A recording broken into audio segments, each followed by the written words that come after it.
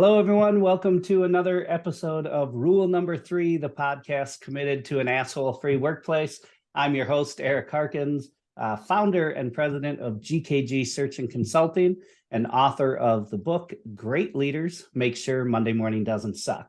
And Rule Number 3 is a podcast committed to talking with leaders who understand what it means to create a culture high performers want to be a part of, and that they're as passionate as I am about making sure Monday morning doesn't suck for everyone who's going into the office or logging onto Zoom or dialing in remotely every day. So I am very excited to have our guest, Michael Kithcart, who is a founder and CEO of and creator of Wynning Your Way.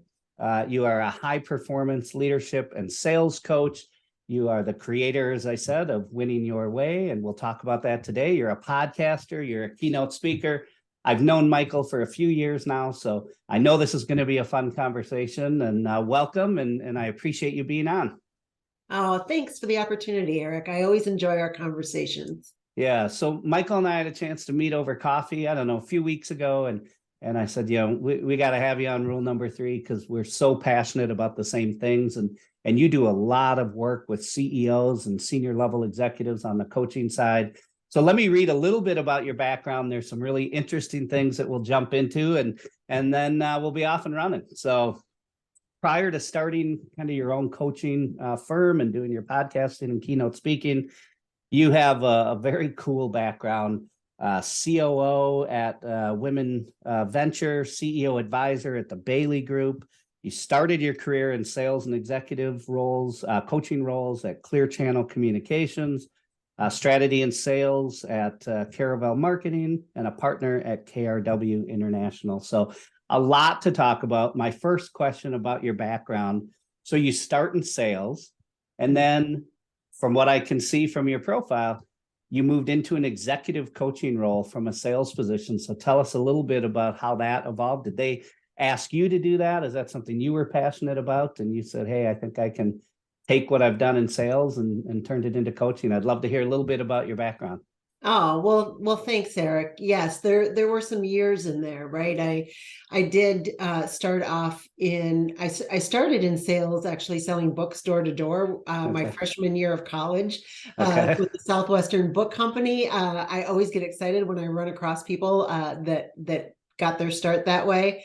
There's a lot of us out there, but I transitioned after college into media sales. So I, sold ads for a radio station, and I did that for a number of years. And when I eventually got into a leadership role, I was really, really lucky because I got an executive coach. It was something that the company provided, and they actually had their own division in the corporate side of corporate coaching and training. And when I had that opportunity and I got to go through that experience, that made me realize, like, I want to be this person. I want to be the coach that helps leaders be better, because I infinitely became a better leader from having the coach.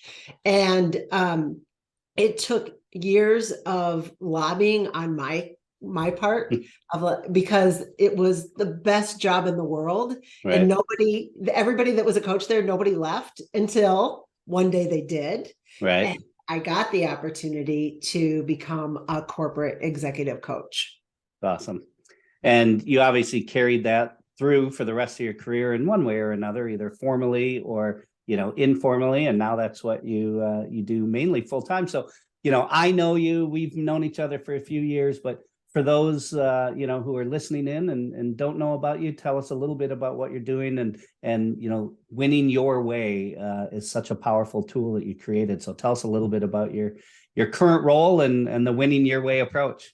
Yeah, well, thank you. So I loved being a leader in organizations. I love developing teams and helping my teams excel, extend beyond the goals that we had for each other, and really developing people, right? And so I took what I was learning from my coach and applied it in leadership. I then became a coach and then stepped back into leadership roles. I kind of toggled back and forth. And I mentioned that because when I started my own company about almost 5 years ago now, Yeah. I ended up creating Winning Your Way, this method, because it's based off of the success that I had in the leadership roles that I've had and with coaching clients. Yep. And it's really about redefining what success means to you in this moment in time, so it can work for you better in both business and life. Because you and I know is that when you are able to be yourself, when you're able to feel supported and you're growing and evolving and developing, like, you're also performing better. Right. Yeah. Well, maybe that's a good segue. So before we jump in, one of the things that I know you and I are both really passionate about, we both talk about it.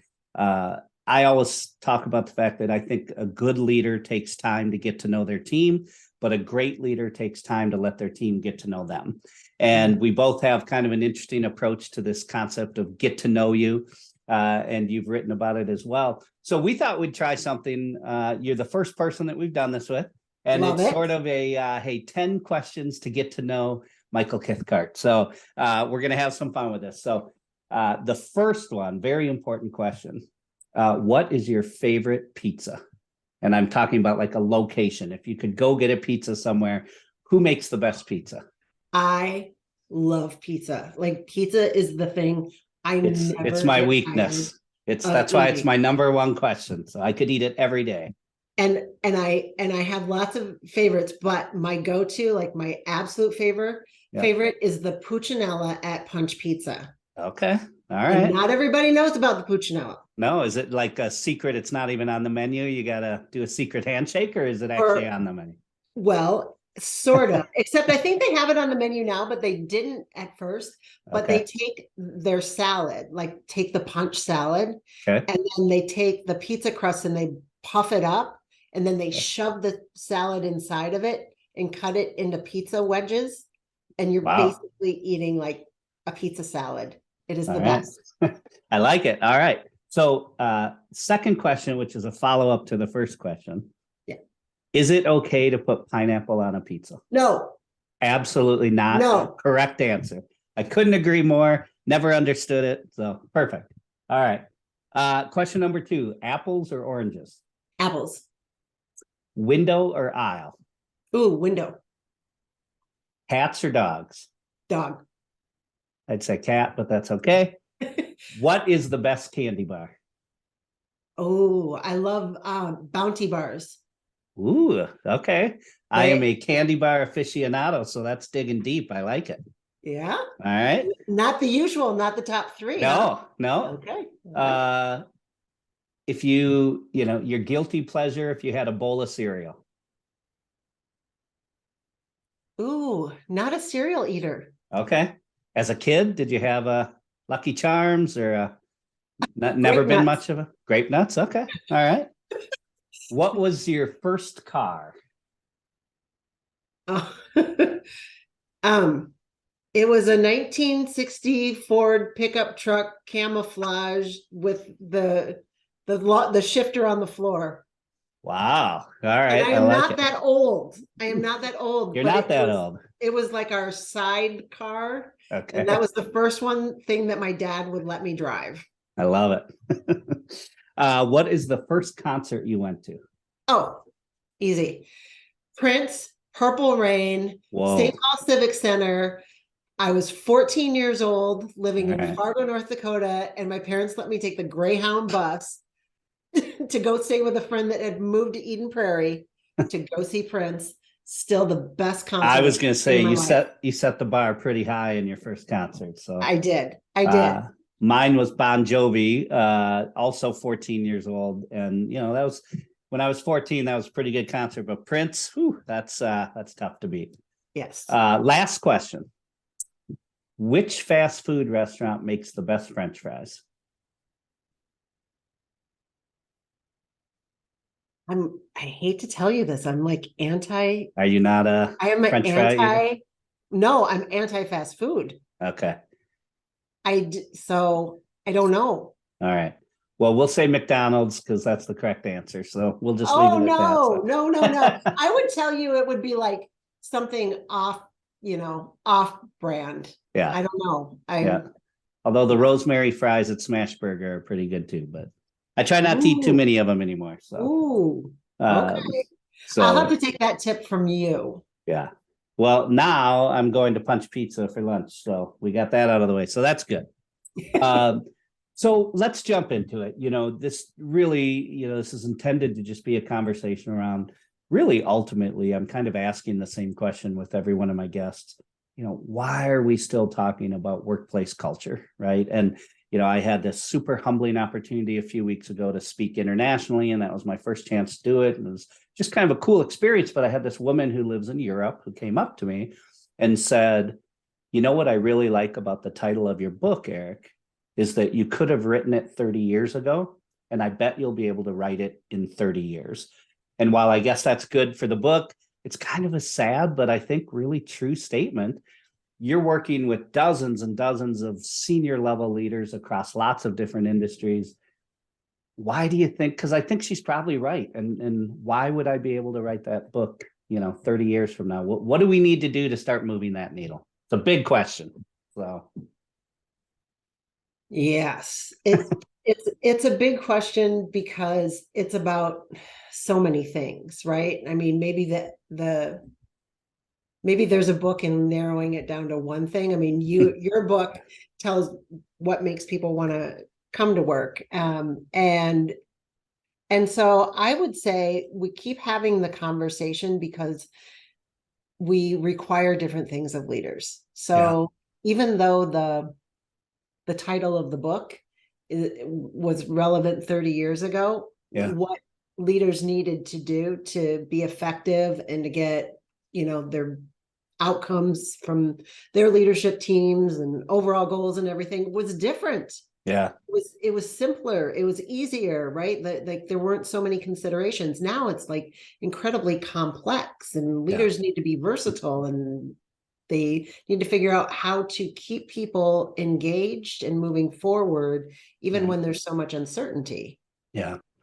And do you find in your coaching, is there, are there one or two things that you end up kind of getting to that is either a roadblock or a barrier to, starting to move that needle? I mean, I'm sure it varies across each client, but are there some themes that you've been able to pick up from your coaching? Yeah, I mean, I really do believe that leaders in their heart want to be good leaders. Yeah. And there are still some that are doing it, for the position, for the role. But you know what?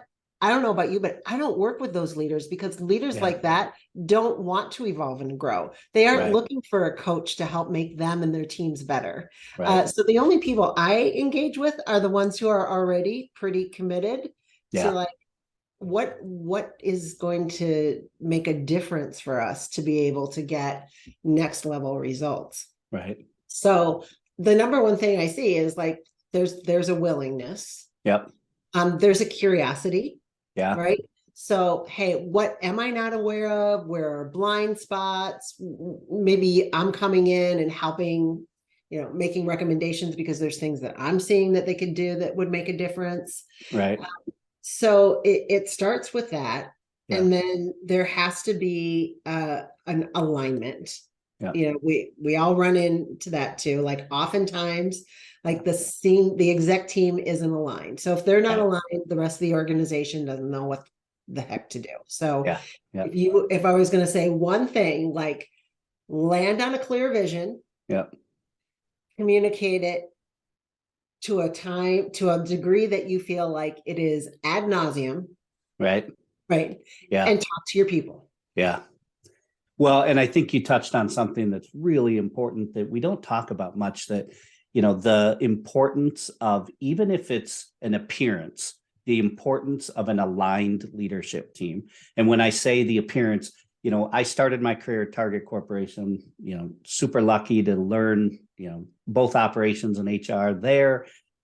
And I can remember, I'm right out of college, so I have no experience. And what I remember is that the senior level leadership team was always supportive of each other, always aligned. I never heard one leader say a bad thing about another leader.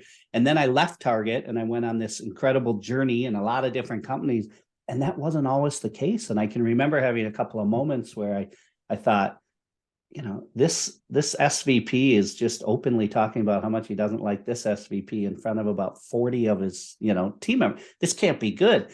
So I'm curious, how do you help that organization that maybe doesn't have the aligned leadership team? What are some things that you find that they can do to bring that together? Because I think you're right. I mean, it's, you're only going to be as excited as the leadership team in your organization. And that's one of the things I talk about, and bringing energy and enthusiasm to work. I've never understood when the senior leaders seem to be the least happy people, at a company. So back to the question, how do you help teams that maybe aren't aligned or aren't on the same page kind of get there? Especially with executive teams, it's helping the leaders be reminded, and sometimes it's even a discovery, that they are there in support of the overall company goals and vision. And they have, yes, you have like functional expertise, but at the end of the day, everybody in that room has to be in support of the vision and goals that the CEO has set. So it's okay to disagree with each other. It's okay to fight respectfully. Right. And what I do is I help them do that better. So have the places where you can have the safe environment and have the discussions, challenge one another, disagree, but then get to a point where there's agreement. And so when you walk out of that room, you are saying the same thing. I'm smiling because we say it almost the same way. I talk about the same thing in my keynote, that, listen, it's okay if you don't kind of support the direction of the company, right? It's okay if you have some questions about it, you're confused by it. You have to have the maturity and the professionalism, behind closed doors to have those discussions. But as you just said, when that door opens, it's the greatest idea you've ever heard about, because it has to be, as you cascade it, to the organization. So yes. One other big theme that I'd just love to get your take on is, the difference between a leader who is genuine and authentic and a leader who, even if they think they are, they're just not coming across as genuine and authentic. And I'm curious, in your coaching, is that a big part of what you address? Are you able to help that leader that maybe, isn't naturally, the intentions are there, but they're just not naturally coming across as genuine and authentic? Or is that not as big of a roadblock as some of the other dynamics? I think there actually is always some kind of gap that we all have between our identity, how we see ourselves, and our reputation, how others experience us. And so for leaders, it's helping identify what that gap is, where they exist, how they're showing up, and what are the actions that they can take to close those gaps. Again, I agree that, let's assume that the intention is there, that they want to be effective. And where do you learn to be a leader, Eric? You've seen this so many times that people they are in leadership roles, like high-level leadership, and have never had any leadership development training. So they're basing their leadership style off of what they've experienced themselves, and that isn't always healthy. So they don't, a lot of times it's just don't know, like, where else do I go? What else do I do? And that's what you and I help leaders do. So. Well, it's one of my favorite conversations, and one of the conversations or questions that people typically ask me. And so I'll ask you the same question. Do you think somebody can become a good leader, or do you think that you're naturally a good leader, or you're not naturally a good leader? Well, there's different leaders, right? There's leaders of people, there's leaders of process. So understanding what you would be leading. I think is really important. And not everybody is a people leader, and not everybody is a good process or product leader, right? Sure. And I deal with people leaders. Yeah. And sometimes I have to give people who are in leadership roles permission Yeah.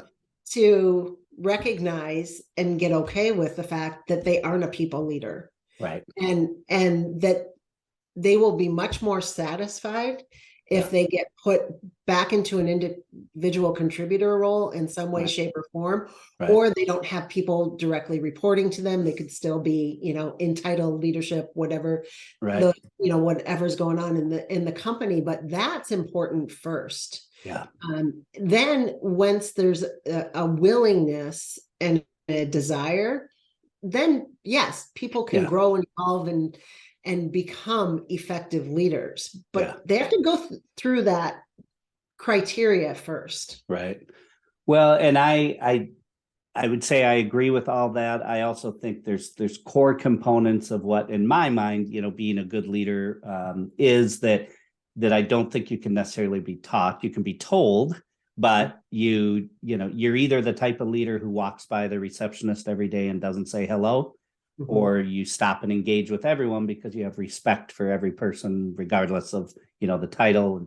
And so I do think one of the challenges with leaders that I've worked with is if you have that leader who's had a bit of an edge, who, is willing to take the feedback, wants to change, maybe knows that they're kind of abrasive or whatever, and then they get that coaching, and all of a sudden now after 5 years, they stop and engage with the receptionist.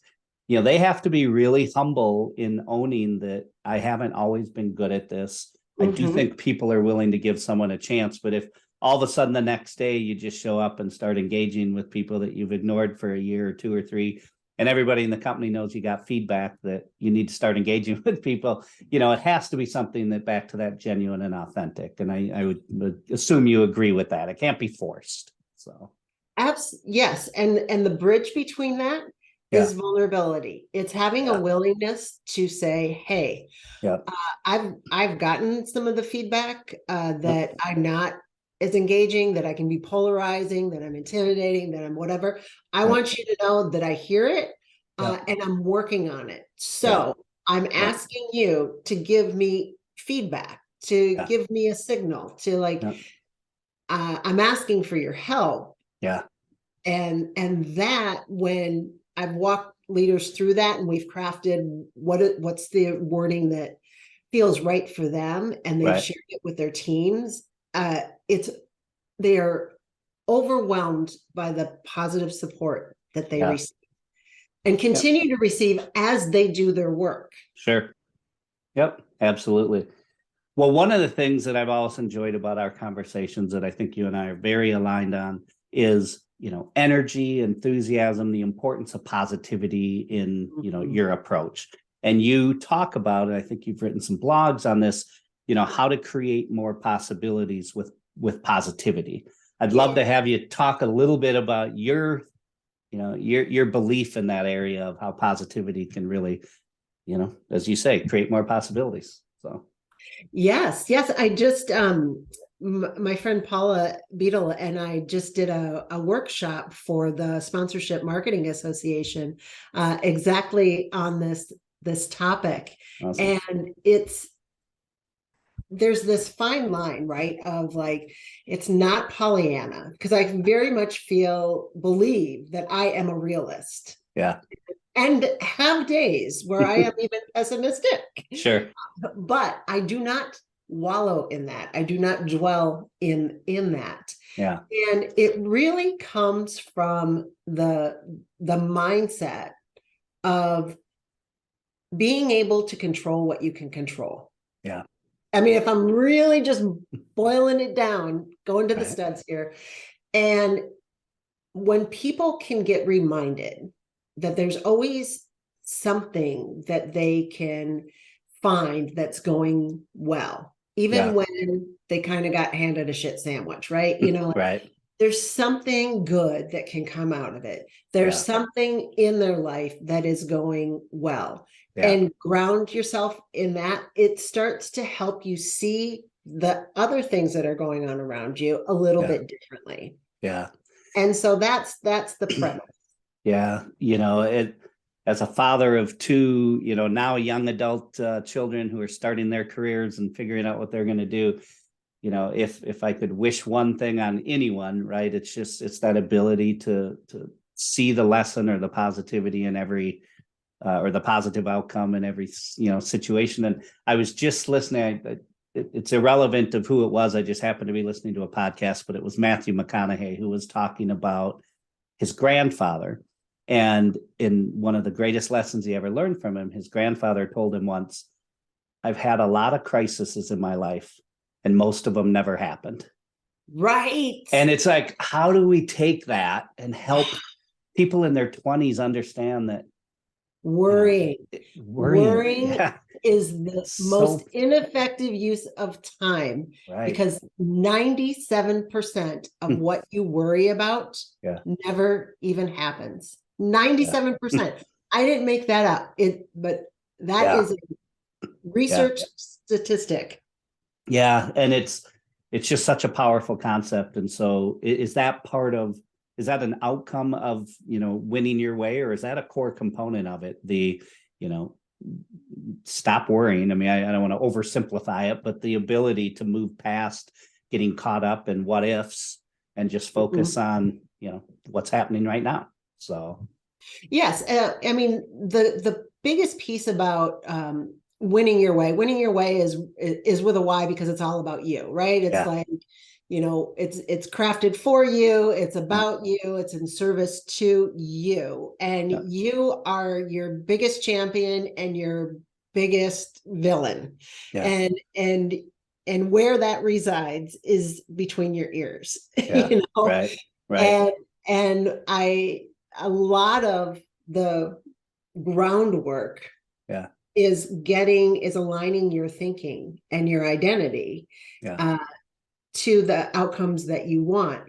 And that requires understanding how your brain works, which we're hardwired for negative thoughts. We have 9 negative thoughts to every 3 positive ones. There's just like understanding that we are working against the way that we are wired. The majority of our thoughts that we have 60,000 thoughts over the course of the day. The majority of them, like 95% of them, are repetitive, and 80% of those repetitive thoughts are negative. Okay. That's the framework that we operate in every single day. And so we have to override it. And how do we override it? By, setting intentions, by actually paying attention to what are those stories that we're telling ourselves? What are those repeated thoughts? Are they serving you, or are they sabotaging you? And when they're sabotaging you, what can you do to shift it? And that comes with, having other phrases, positive present tense phrases that will allow you to start seeing things the way you want to, which is from a more positive framework. So saying things like, I am confident, I am killing it, I am having fun on this podcast, whatever the case may be. Like, those are things that you can do, but it's important to understand that you actually have to be intentional about it, because given your own genetic makeup, it's not going to happen. Yeah. That was awesome. I've never heard some of those statistics. What was the percentage of negative thoughts to positive thoughts? You have 9 negative thoughts to every 3 positive. Wow. So great way to maybe segue to one of your other concepts that I was reading about, that you speak about, and in your coaching, sort of this or that, right? Moving from exhausted to energized. I'd love to hear a little bit about, and I have to believe that the positive mindset is a part of that, but I'd love to hear, how do we move from exhausted to energized? I mean, I think a lot of people, on the cover of my book, it's a woman with her head down because she's just exhausted, and it's Monday morning. And I've had dozens of people that say, I love the cover of the book because I've been that person, right? So how can we become more energized? Yeah, I love this one, because identifying what's exhausting to you is the first part, right? So you can probably acknowledge, yes, I'm feeling this way. And are you really? Like, are you feeling physically tired, mentally tired, spiritually tired, like all of the above? Right. But and then start to identify, like, where's it coming from? Is Yeah. it coming because from the fact that I'm not sleeping? Is Right. it because I'm doing, like, the majority of the work that I'm doing is not satisfying? It actually is really hard for me to do, and I'm not getting energy from that, right? Right. Am I Right. not taking care of myself? Yeah. So just first and foremost, kind of do an inventory. Yeah. Where's the exhaustion coming from? Yep. And then to get yourself energized, Yeah. because some people feel like that is so incredibly daunting. Yeah. I'm just going to there's endless ways you can Right. be energized, but like the little ones that can actually make a difference, that are so Yeah. simple. You Right. can't tell me you can't do it. Right. Right. Right. And one is, so I'm not even going to talk about sleep, because Yeah. everybody's got their own sleep issues. Sure. So Right. drink more water. Yeah. Like, everybody can drink more water. Right. Here's my big gulp. Good. On that. Yeah. And I'm not kidding. If you're tired at 2 o'clock in the afternoon, like, drink a big glass of water and tell me you don't feel a little pep in your step. Yeah. Stand up. We're hybrid world right now. Right. Some days we're in front of the screen all day in meetings. Stand up in Right. between them. Stand up in the meeting. Who cares anymore? Right. Right. And you Right. think it's so, I have to remind myself of this, Yeah. but if you stand up for 60 seconds and move your arms, move your legs, 60 seconds, that's it. That is energizing. Yeah. Look at who you spend your time with. People, there are energy vampires out there. I like that term. Yep. Yeah. And there are, absolutely. And, my favorite quote of all time is, it's never too late to be what you might have been. And Yes. so, as you were talking, I was thinking, and then enough, something to remind people of. Doesn't matter if you're 2 years into your career or 2 years away from retirement. If you're exhausted and you do that sort, you can make some changes, right? I mean, Yes. fortunately for you, you can choose. So I can't believe that we're about to wrap up part one of our 2-part conversation, but that time went so fast. It was so much fun. But for people who maybe won't be able to join part 2, and we'll do this in the next episode as well, tell people how they can find you. And let me do a shameless plug for you. If you're looking for an executive coach, if you need a keynote speaker, if you just want to talk to somebody who will leave you with energy and enthusiasm, and you don't know Michael Kithcart, I highly encourage you to reach out. What's the best way for people to connect with you? Oh, thank you, Eric. That's I just so appreciate that. That you just demonstrated abundance, right? Like, we all are here to help and to serve. So I really appreciate that. And you can find me on LinkedIn. That's the best place. My website is michaelwkithcart.com. Great. And it's Michael, and the last name is Kithcart for those who are trying to look you up. And for everyone who tuned in, hey, thanks for joining episode 1 of our conversation with Michael Kithcart. Thanks for tuning into rule number 3, and hope to talk to you next time. Thanks.